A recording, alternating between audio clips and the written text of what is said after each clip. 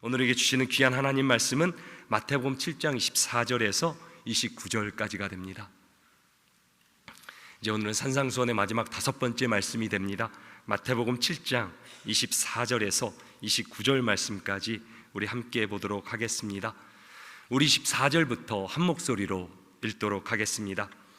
그러므로 누구든지 나의 이 말을 듣고 행하는 자는 그 집을 반석 위에 지은 지혜로운 사람 같으리니 비가 내리고 창수가 나고 바람이 불어 그 집에 부딪히되 무너지지 아니하나니 이는 주추를 반석 위에 놓은 까닭이요 나의 이 말을 듣고 행하지 아니하는 자는 그 집을 모래 위에 지은 어리석은 사람 같으리니 비가 내리고 창수가 나고 바람이 불어 그 집에 부딪히매 무너져 그 무너짐이 심하니라. 예수께서 이 말씀을 마치심에 무리들이 그의 가르치심에 놀라니 이는 그 가르치시는 것이 권위 있는 자와 같고 그들의 서기관들과 같지 아니함일러라. 아멘. 우리는 올해 2023년 예배를 회복하라 라는 그런 주제를 가지고 한 해를 시작했습니다. 올 한 해 우리 성도님들과 한 주 한 주 매 순간마다 함께 예배를 드림이 얼마나 저에게는 벅차고 감사하고 또 하나님께 얼마나 행복한 순간이었는지 모릅니다. 함께 예배를 회복하며 나아가는 가운데 신앙이 회복되었다고 또 삶이 회복되었다고 많은 성도님들이 저에게 간증해 주었습니다. 올 한 해 동안 우리의 예배를 받으시고 신실하게 인도하신 하나님께 큰 박수로 감사와 영광 올려드리겠습니다. 하나님 감사합니다. 하나님 영광 받아 주옵소서. 오늘 2023년 하나님께 우리가 올려드릴 수 있는 마지막 주일 예배가 됩니다.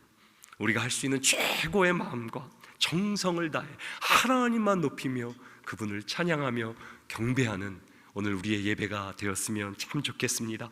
시간 성령 하나님 이 예배 가운데 우리 심령 가운데 간절히 임하기를 사모하며 원하며 우리 주님의 성령 이 시간 우리 가운데 임하여 달라고 우리 간절히 한번 찬양으로 올려드렸으면 좋겠습니다.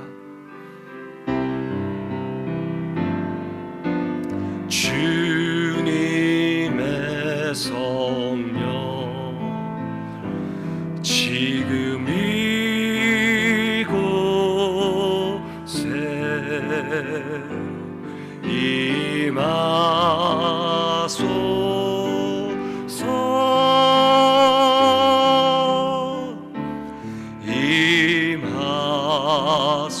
임하소서 주님의 성령 주님의 성령 지금 이곳에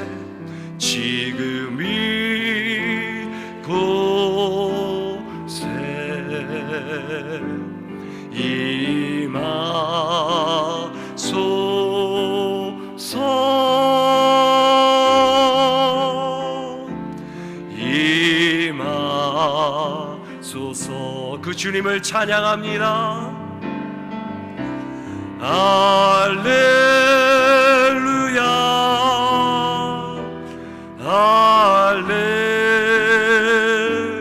할렐루야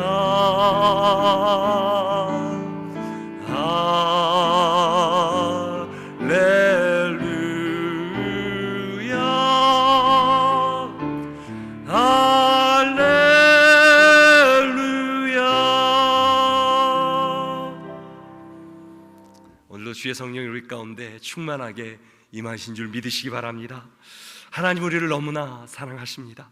우리를 너무나 사랑하셔서 독생자 그 아들 예수 그리스도를 우리 가운데 보내주셨습니다. 그래서 우리는 11월 한 달 동안 말씀이 육신이 되어 이 땅에 오신 예수 그리스도의 말씀을 묵상하고 있습니다. 특별히 그분의 첫 번째 전하신 말씀 산상수훈의 말씀을 나누고 있습니다. 오늘이 그 5번째 마지막 시간이 됩니다. 저는 오늘 여러분들과 함께 반석 위에 세우라 라는 제목으로 말씀의 은혜를 나누기를 원합니다.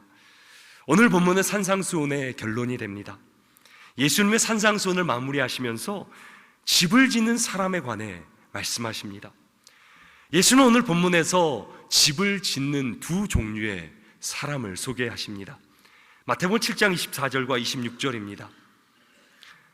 예수님이 말씀하신 두 종류의 사람은 24절에는 집을 반석 위에 지은 지혜로운 사람, 또 집을 모래 위에 지은 어리석은 사람 26절에 그렇게 소개하십니다. 두 사람이 지은 집의 차이가 무엇이겠습니까? 집의 기초가 다릅니다. 한 집은 반석 위에 세워졌고 또 다른 집은 모래 위에 세워진 집입니다. 건축에 있어 기초는 너무너무 중요합니다. 기초가 튼튼하지 않은 건물은 절대로 오래 세워질 수 없습니다. 특히 우리가 사는 캘리포니아는 어떤 지역입니까? 지진대에 속한 지역입니다. 그래서 집의 기초를 세울 때는 너무 중요한 것이 내진 설계를 꼭 해야 허가가 나오게 됩니다. 아무리 집을 화려하고 멋지게 지은들 기초가 부실하면 결국 무너지게 되어 있습니다. 여기 모래 위에 세워진 집 하나가 있습니다. 정말 집이 멋지게 잘 세워져 있습니다. 바닷가 풍경이 보이는 멋진 풍경도 있습니다. 하지만 문제가 무엇입니까? 집의 기초가 3분의 1 정도 무너져 버렸습니다. 이제 비바람이라도 한번 불면 이 집은 한꺼번에 무너질 것입니다. 사랑하는 성도 여러분, 혹시 이런 집에 들어가 살고 싶으십니까? 이 집이 만약 마켓에 나온다면 어떻게 하시겠습니까? 바닷가 풍경이 보이는 끝내주는 전망이 있는 집, 방 4개와 화장실 3개가 딸려있는 집, 최근 리모델링까지 다 끝낸 집, 우리 여자분들 부엌이 중요하지 않습니까? 오픈 컨셉으로 쫙 뚫려있는 부엌, 모던 느낌으로 바로 들어가 거주할 수 있는 집, 여기까지는 환상적인 조건입니다. 그런데 마지막에 이런 단서가 하나 붙어 있습니다. 기초가 부실해 언제 무너질지 모름. 누가 이런 집을 구입하겠습니까? 누가 이런 집에 들어가 살겠습니까? 이 집을 사고 들어가 사는 사람은 어리석은 사람일 것입니다. 예수님이 말씀하시는 집은 우리의 삶을 의미합니다. 우리의 집은 집을 짓는 것과 비슷합니다. 우리는 매일 우리의 삶을 집같이 쌓아 올려 나갑니다. 우리의 가정, 우리의 직장, 우리의 비즈니스, 열심히 노력한 만큼 멋진 집이 세워져 올라갑니다.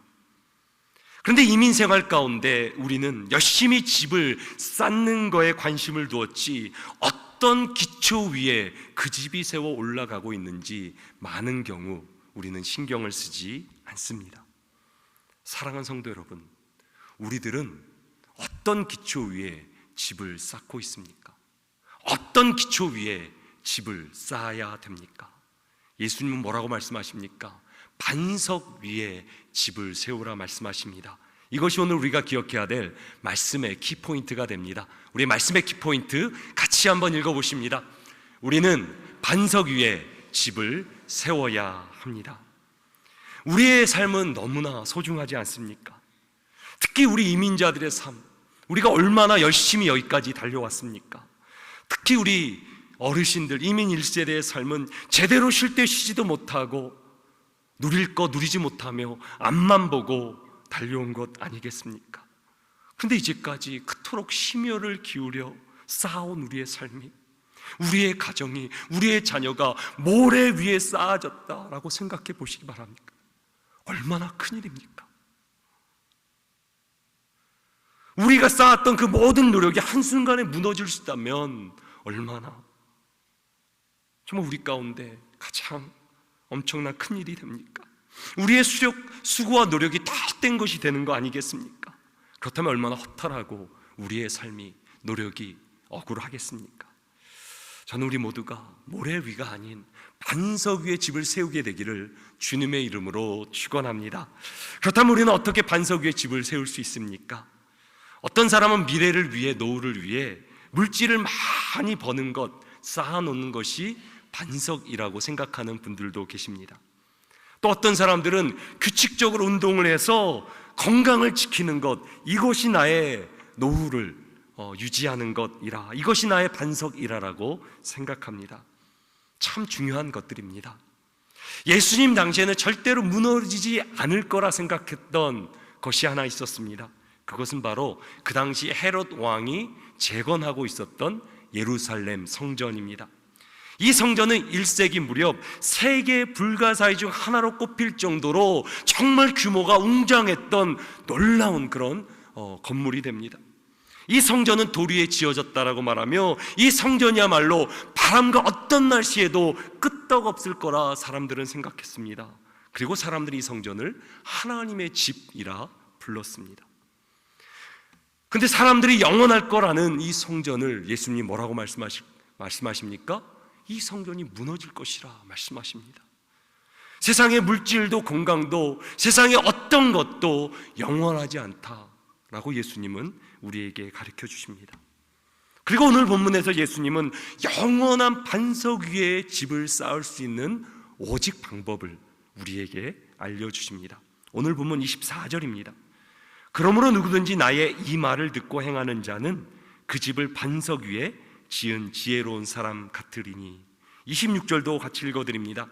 나의 이 말을 듣고 행하지 아니하는 자는 그 집을 모래 위에 지은 어리석은 사람 같으리니.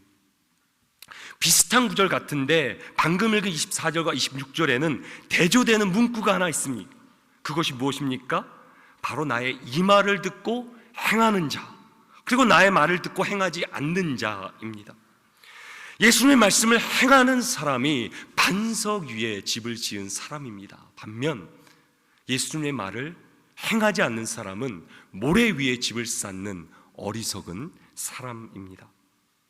우리가 반석 위에 집을 짓기 위해서는 어떻게 해야 됩니까? 말씀을 듣는 자리에 머무는 것이 아니라 그 자리에서 일어나 말씀을 행하는 믿음까지 나아가야 됩니다. 행함이 있는 믿음이 바로 반석 위에 집을 세우는 믿음입니다. 이것이 오늘 우리가 기억해야 될 말씀의 첫 번째 포인트가 됩니다. 우리 첫 번째 포인트 같이 한번 믿음으로 고백하십니다. 행함에 있는 믿음이 반석 위에 세우는 믿음입니다. 수많은 사람들이 예수님의 소식을 듣고 그분의 말씀을 듣기 위해 찾아왔습니다. 그 말씀을 듣고 감동도 하고 놀라기도 하고 기뻐하기도 했습니다. 그런데 그들 가운데 말씀을 듣고 행하는 사람들이 있었나 하면 또 그 말씀을 듣고 그냥 듣는 자리에 머무는 사람이 있었다. 주님은 말씀하십니다. 사랑하는 성도 여러분, 우리는 어떻습니까? 우리는 지금 말씀을 듣고 있습니다. 때로 말씀에 감동도 받습니다. 마음의 찔림도 받습니다. 그런데 아직도 우리는 그냥 듣는 자리에만 머물고 있는 것은 아닙니까? 그렇다면 우리는 아직도 모래 위에 우리의 집을 쌓고 있는 것입니다. 이것은 설교자인 제 자신에게 가장 큰 고민거리입니다. 리차드 백스터라는 17세기 청도교 목사님은 이렇게 말씀하십니다. 목사들이 설교 준비를 하는 동안 문장을 하나도 안 틀리려는 노력은 하면서 그 설교대로 살려는 노력은 하지 않는다. 설교를 잘하기 위해 부단한 노력은 하지만 정말 그 설교대로 살아가는 목사는 많이 없다라고 그 목사님은 말씀하십니다. 백스터 목사님은 또 이렇게 말씀하십니다. 애써서 한 설교가 생활에 의해 무로 돌아가지 않도록 조심하자. 한 주일 어느 한 날에 말한 것이 6일 동안의 생활과 모순되지 않도록 주의하자. 제가 지금 여러분들 앞에서 말씀을 전하지만 오늘 본문은 설교자인 저에게 가장 먼저 주시는 말씀이 됩니다. 저는 성도 여러분들 앞에서 말씀을 잘 전하기 위해서 부단히 노력합니다. 애를 씁니다. 성도들에게 가장 좋은 말씀을 주고 싶고 가장 좋은 꼴을 먹이고 싶은 것이 설교자의 마음 아니겠습니까? 사랑하는 성도 여러분, 제가 하나님 말씀을 잘 전할 수 있도록 저를 위해 기도해 주시기를 간절히 부탁드립니다. 하지만 저를 위해 기도해 주시는 만큼 더 기도해 주셔야 할 더 중요한 제목이 하나 있습니다. 제가 말씀을 전하는 만큼 제가 그 말씀을 더 살아낼 수 있도록, 그 말씀이 삶이 될 수 있도록 저를 위해서 간절히 기도해 주시기를 부탁드립니다. 말씀을 잘 전하는 목사가 되면 참 좋겠습니다. 하지만 저는 말씀을 잘 전하기 전에 먼저 말씀대로 사는 목사가 되기를 원합니다. 그 목사가 되기를 저는 간절히 소망하며 날마다 기도하며 나아갑니다. 말씀을 살아내지 못하면 어떻게 됩니까? 모양은 반듯한데, 모양은 그럴듯한데 결국 능력을 상실하게 되는 것 아니겠습니까? 말씀의 능력이 사라지는 교회를 바라보며 야고보서 2장 15절에 17절은 이렇게 기록합니다. 만일 형제나 자매가 헐벗고 일용할 양식이 없는데 너희 중에 누구든지 그에게 이르되 편안히 가라, 덥게 하라, 배부르게 하라 하며 그 몸에 쓸 것을 주지 아니하면 무슨 유익이 있으리요? 이와 같이 행함이 없는 믿음은 그 자체가 죽은 것이니라. 충격적인 말씀이죠. 우리 눈앞에 힘들고 어려운 사람이 보이는데 그분을 도와주라는 말씀을 우리가 아는데 아무런 행동도 보이지 않는다면, 행동으로 옮기지 않는다면 무슨 유익이 있습니까? 말씀을 알아도 말씀대로 행동하지 않는다면 그 말씀에 어떤 능력이 있습니까? 뭐라고 말합니까? 행함이 없는 믿음은 그 자체가 죽은 것이라. 죽은 것이라 성경은 우리에게 가르쳐주고 있습니다. 이 시대의 문제는 교회가 없는 것이 아닙니다. 목회자 성도들이 없는 것이 아닙니다. 경건의 모양은 있지만 경건의 능력을 상실해버린 것, 그것이 이 시대의 문제, 교회의 문제 아니겠습니까? 2000년 전 말씀이 육신이 되어 우리 가운데 오신 예수님은 지금도 이 시대 가운데, 이 시대의 교회 가운데 동일하게 말씀하십니다. 나의 이 말을 듣고 행하는 자가 반석 위에 집을 세우는 자라. 오늘도 안타까운 심정으로, 애타는 심정으로 우리 가운데 말씀하고 계십니다. 사랑하는 성도 여러분, 이 시간 우리 가운데 말씀하시는 주님의 음성이 들려지기를 주님의 이름으로 축원합니다. 우리 모두가 말씀을 듣는 자리가 아니라 그 자리에서 일어나 주님이 기뻐하시는 말씀을 행함으로 경건의 능력이 일어나고 하나님 나라의 역사가 일어나는 그런 삶을 살게 되기를 주님의 이름으로 축원합니다. 행함이 있는 믿음이 바로 반석 위에 집을 세우는 믿음입니다. 반석 위에 세운 집은 모래 위에 지은 집과 겉으로 보면 아무런 다를 바가 없습니다. 외관상 똑같습니다. 똑같이 예배드리고 똑같이 찬양하고 똑같이 기도하고 똑같이 섬기고 봉사하고 겉으로 보기엔 똑같습니다. 하지만 평상시에 드러나지 않았던 그 건물의 기초가, 그 사람의 믿음의 실체가 드러나는 때가 있습니다. 그 때가 언제입니까? 오늘 본문 25절 말씀 같이 한번 읽어보겠습니다. 함께 읽겠습니다. 비가 내리고 창수가 나고 바람이 불어 그 집에 부딪히되 무너지지 아니하나 이는 주초를 반석 위에 놓은 까닭이요. 비와 창수와 바람이 불 때 모래 위에 세운 집은 어떻게 됩니까? 한순간에 휩쓸려가고 무너지게 되어 있습니다. 하지만 반석 위에 지은 집은 다릅니다. 절대 무너지지 않습니다. 기초가 튼튼하기 때문에 어떤 세상에 날씨가, 어떤 바람이, 어떤 풍파가 몰려올지라도 절대 무너지지 않습니다. 여기서 비와 창수와 바람은 무엇을 의미합니까? 세상에서 우리가 당하는 고난을 의미합니다. 삶의 고난이 우리를 찾아옵니다. 인생의 모진 폭풍이, 홍수가, 정말 우리가 안에 폭우가 몰려올 때가 있습니다. 원치 않는 사고를 당하고 질병에 걸리고 직장과 사업에 문제가 일어나고 죽음의 두려움이 우리를 두렵게 할 때가 있습니다. 하지만 인생에 어떤 고난을 당할지라도 행함이 있는 믿음은 절대로 흔들리지 않고 무너지지 않을 것이라 주님 우리 가운데 말씀하십니다. 고난을 이기는 믿음이 무엇입니까? 행함이 있는 믿음이 바로 고난을 이기는 믿음이 됩니다. 이것이 오늘 우리가 기억해야 될 두 번째 말씀의 포인트가 됩니다. 우리가 저 말씀의 두 번째 포인트, 믿음으로 고백하십니다. 행함이 있는 믿음이 고난을 이기는 믿음입니다.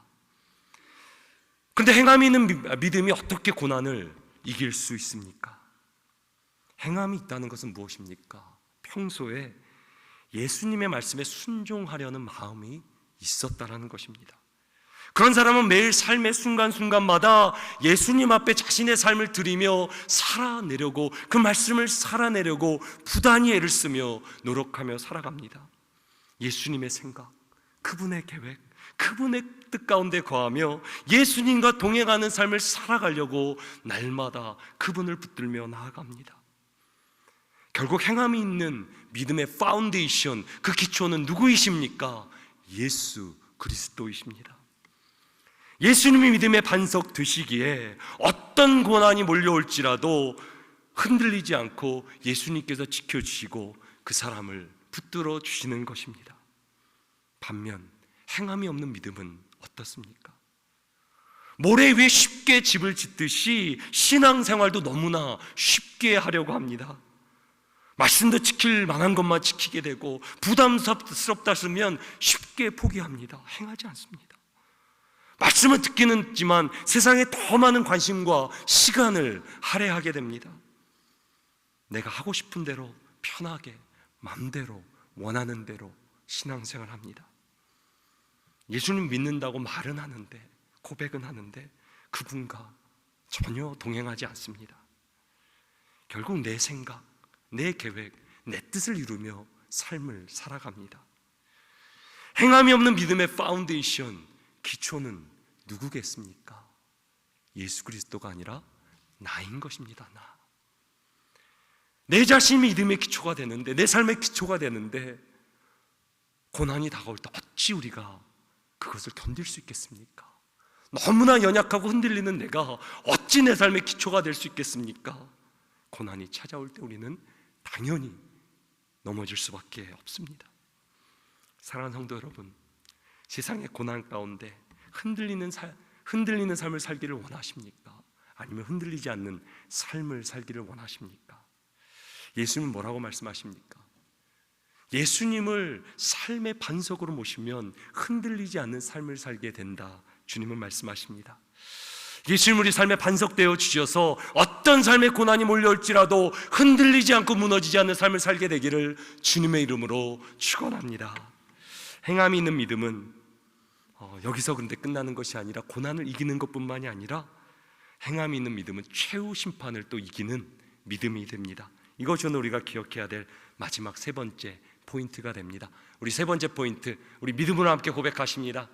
행함이 있는 믿음이 심판을 견디는 믿음입니다. 오늘 본문의 비와 창수와 바람은 삶의 고난을 넘어 최후 심판을 의미합니다. 우리가 사는 삶은 영원하지 않습니다. 우리가 사는 세상도 영원하지 않습니다. 오늘이 2023년 가장 마지막 12월 31일입니다. 2023년에도 마지막 날이 있는 것처럼 우리의 삶에도 하나님이 정하신 마지막 날이 있습니다. 그리고 그날은 반드시 우리를 찾아올 것입니다. 그날에 관해 히브리서 9장 27절은 이렇게 기록합니다. 우리 함께 같이 한번 읽어보십니다. 한 번 죽는 것은 사람에게 정해진 것이요 그 후에는 심판이 있으리니. 세상에 어떤 사람들은 눈에 보이는 것이 전부라 그렇게 생각합니다. 그러다 보니 죽으면 끝난다, 모든 것이 끝난다라고 그렇게 믿습니다. 정말 그런 것입니까? 죽으면 모든 것이 끝나는 것입니까? 성경은 그렇지 않다라고 분명히 가르쳐 줍니다. 성경은 죽음이 끝이 아니라 죽음 뒤에는 최후 심판이 있을 것을 우리에게 분명히 가르쳐 주고 있습니다. 최후 심판 앞에서 우리의 모든 죄와 허물이 드러나게 될 것입니다. 마치 비와 홍수와 태풍이 부는 것처럼 우리의 영혼이 휩쓸려 갈 것입니다. 그런 무시무시한 심판을 누가 견딜 수 있겠습니까? 그런데 오늘 본문은 그 심판을 견딜 수 있는 비결을 우리에게 말해줍니다. 오늘 본문 24절과 25절입니다.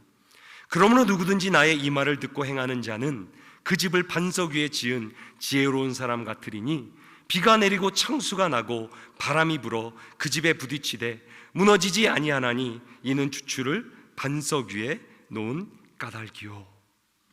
최후 심판을 견딜 수 있는 오직 비결이 무엇입니까?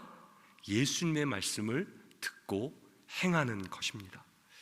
말씀을 듣고 행할 때 마치 집이 반석에 세워진 것처럼 견고하게 최후 심판을 견딜 수 있을 것이라 라고 주님은 말씀하십니다.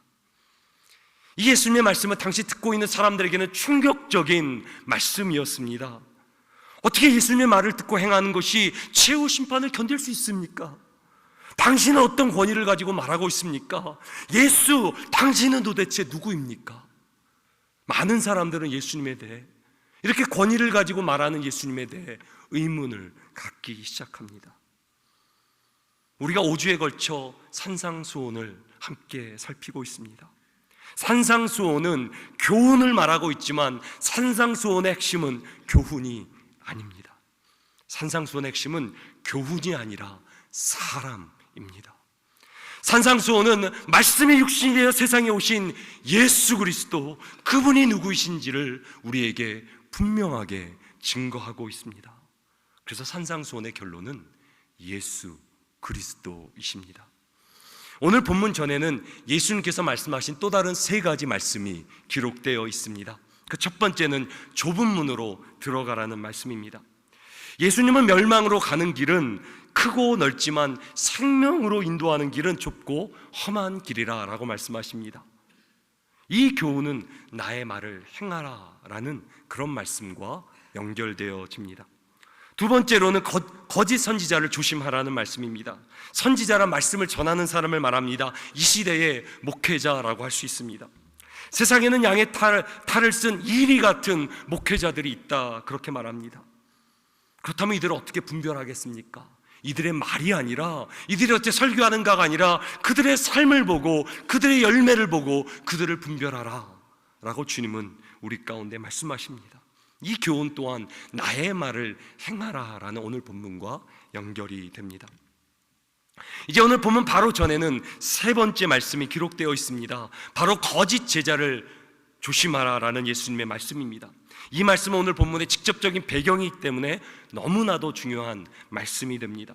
최후 심판 날에 거짓 제자들이 이제 나옵니다. 주의 이름으로 말씀을 전하며 주의 이름으로 귀신을 쫓으며 주의 이름으로 권능을 행했다, 그들은 그렇게 주장합니다. 그때 예수님은 이런 충격적인 말씀을 그들에게 주십니다. 마태복음 7장 23절입니다. 그때 내가 그들에게 밝히 말하되 내가 너희를 도무지 알지 못하니 불법을 행하는 자들아 내게서 떠나가라 하리라. 여기서 우리가 발견해야 될 중요한 사실들이 있는데요, 최후 심판날 말씀하시는 분이 누구십니까? 예수님이십니다. 놀라운 일입니다. 놀라운. 예수는 어떤 위대한 선지자가 아니십니다. 위대한 선생이 아니십니다. 예수 그리스도는 누구십니까? 최후 심판날에 모든 인류를 심판하실 심판주 되십니다. 그분이 예수 그리스도이십니다. 예수 그리스도는 태초에 말씀으로 천지를 창조하시고 또 마지막 최후 심판날에 모든 만물을, 모든 인류를 심판하실 심판주가 되십니다. 심판의 주인이시기 때문에 예수님은 오늘 본문에 나의 말을 듣고 행하라고 말씀하실 수 있는 것입니다. 여기서 우리가 하나 더 발견해야 될 중요한 사실 하나가 더 있습니다.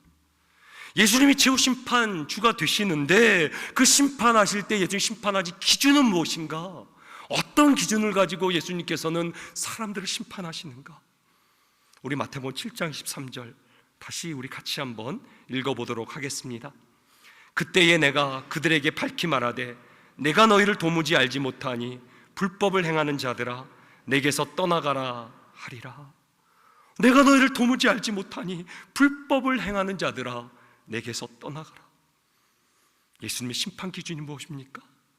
내가 너희를 도무지 알지 못하나니, 내가 너희를 알지 못한다.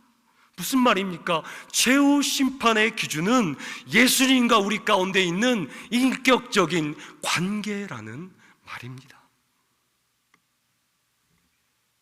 너무나 중요한 메시지죠.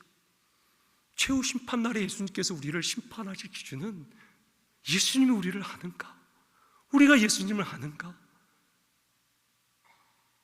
그 관계라는 것입니다.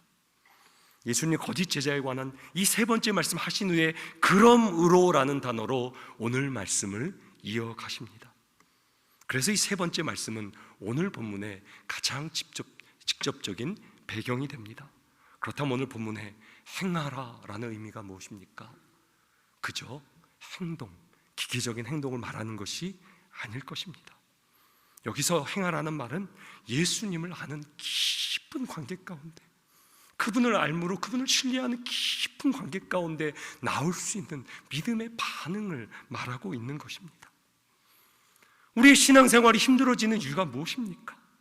자꾸 나의 힘으로, 나의 의지로 신앙생활 하려 하는 것, 그것 때문에 우리가 힘들어지는 것 아니겠습니까? 나의 힘으로 봉사하려고 그러고 섬기려고 그러고, 그러다 보니까 부딪히고 내 안에 부담되고 넘어지고 쓰러지고 상처받고 시험당하고, 왜? 내 힘으로 모든 걸 감당하려고 그러니까 이런 일이 일어나는 것 아니겠습니까? 더 나아가 우리는 우리의 힘으로 예배드리려고 그래요. 영과 진리로 정말 성령 안에서, 예수 그리스도 안에서 예배를 드려야 되는데, 내가 뭔가 예배를 드리려고 나의 힘으로, 의지로, 나의 것으로 예배 앞에 나가는 우리들의 모습도 발견하게 됩니다. 하지만 우리 행함보다 선행돼야 되는 중요한 한 가지가 있습니다. 무엇입니까? 아는 것입니다. 아는 것. 누구를 아는 것입니까? 예수 그리스도. 예수 그리스도. 사랑하는 성도 여러분, 우리가 오늘 예수 그리스도 앞에 예배하며 경배해 드린다 그럽니다. 여러분들은 예수 그리스도를 아십니까? 정말 아십니까? 그분을 정말 아십니까? 우리 찬양 중에 이런 찬양 있죠. 내 평생의 소원, 내 평생의 소원, 대속해 주신 사랑을 더 간절히 알기 원하네. 우리가 이제까지 한 것이 전부입니까? 평생을 다해도 다 깨달지 못하는 것이 그분이 우리에게 베풀어진 은혜인데, 때로 우리가 교만하게 신앙생활하는 것은 아닙니까? 예수님의 산상수훈을 통해 행복하여라 말씀하시면서 천국, 하나님 나라를 소유하는 것이 인생의 진정한 행복임을 우리에게 가르쳐 주십니다. 그런데 그 천국을 소유하게 어떻게 됩니까? 하나님의 완전하신 같이 우리도 완전해야 됩니다. 그런데 누가 이 세상에 어떤 사람이 하나님의 완전함을 이룰 수 있겠습니까? 아무도 이루지 못하죠. 모든 사람 하나님의 영광에 이르지 못하였다라고 사도 바울은 고백합니다. 누구도 하나님의 의를 이루지 못하고, 누구도 하나님 아버지라 부르지 못하고, 어떤 누구도 하나님의 의를 구할 수 있는 자격이 없습니다. 우리는 우리 모두의 죄로 인해 하나님의 진노 아래 영원한 심판을 받아야 되는 우리의 존재들입니다.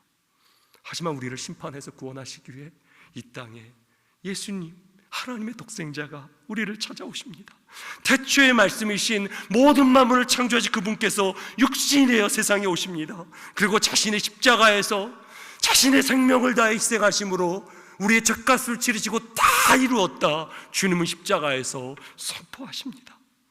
그리고 십자가상에서 하나님의 사랑을 완전하게 증거하심으로 하나님의 완전한 의가 되십니다. 이제 우리는 예수 그리스도 십자가의 보혈, 그분의 은혜로 말미암아 구원을 얻게 되고 천국을 소유할 수 있게 되었습니다. 예수 그리스도 안에서 그분의 온전하심을 따라 온전해질 수 있고, 이제 하나님 아버지를 아버지라 부를 수 있고, 그분의 나라를 구하며 바라보며 그분의 의를 구하며 살 수 있는 것, 그것이 다 예수 그리스도의 은혜 때문입니다. 그래서 산상수훈의 결론은 무엇입니까? 말씀이 육신이되어 말씀의 성취를 이루신 예수 그리스도, 예수 그리스도, 그분이 바로 산상수훈의 결론이 됩니다. 2000년 전 산상수훈을 통해 말씀하신 예수님은 지금도 우리의 심령을 두드리며 말씀하십니다. 행복하여라, 행복하여라. 너희 이 땅에 썩어질 것 없어질 것, 무너진 인생이 아니라 행복하여야 된다. 정말 잘 살아야 된다. 세상에 사라질 나라가 아니라 영원한 나라가 있다. 너희는 세상에 떠돌아다니는 정처 없는 고아들이 아니라 너희를 돌봐주시고 입히시고 먹이시는 천부 아버지가 계신다. 이제는 땅을 바라보는 인생이 아니라 하늘을 바라보며 그분의 나라와 의를 구하는 자녀의 권세를 누려야 된다. 내가 너를 위해 세상에 왔노라. 나의 생명을 주었노라. 너를 사랑하노라. 나의 사랑하는 아들아, 내 딸아, 내 말을 듣고 행하라. 누가 오늘 예수님의 음성에 반응하시겠습니까? 2023년 마지막 예배를 하나님께 올려드리는 제 간절한 소망과 기도는 이것입니다. 우리 충현성교교회 성도 한 사람도 빠짐없이 예수 그리스도를 알고 더 깨달아 그 영생을 누리게 되기를 주님의 이름으로 축원합니다. 우리 모두가 예수 그리스도를 더 알게 되었으면 좋겠습니다. 그분을 더 깨달아 그분 안에서 말씀을 행하며 그분의 영생을 살아냈으면 좋겠습니다. 사랑하는 성도 여러분, 오늘 밤에는 이제 2023년을 주께 올려드리며 또 2024년을 바라보며 성구영신 예배로 나아갑니다. 또 이 시간에는 성찬식이 있습니다. 우리를 위해 자신의 모든 생명을 주시며 살을 찢기시며 또 피를 흘리시며 우리에게 천물을 내어주신 주님을 귀하게 대하는 만나는 시간이 될 것입니다. 저는 여러분들 한 분도 빠짐없이 2023년 성구영신 예배 함께 오셔서 그 주님을 특별하게 만나고 2024년을 기도로 또 소망으로 품고 나아가는 우리 모두가 되었으면 참 좋겠습니다. 우리 모두 오늘 말씀을 기억하며 반석 되신 예수 그리스도 위에 우리의 삶을 세움으로 세상에 어떤 고난과 최후 심판이 올지라도 흔들리지 않고 무너지지 않는 삶을 살게 되기를 주님의 이름으로 축원합니다.